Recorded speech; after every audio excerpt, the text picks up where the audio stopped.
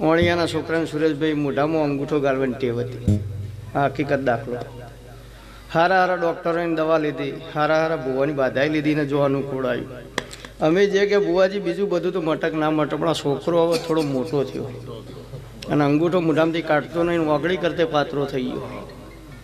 આર્ય પેલું મટે એવું કરો. કીધું આપણી 11 દાડાની બાધા, 12મા દા રિઝલ્ટ ના મળે તો ચોરની સજાય, મારી સજાય. કે કબૂલ બોલો. દાડો ઉગતવાથી પાલન કરવાનું. નાળા વગરની ચડ્ડી પહેરાવાની છોકરાને. આખો દાડો ચાલી રાખશે. 10 દાડે 2 દાડે 4 દાડે ભૂલી ના જાય મારે જોડી આવતી.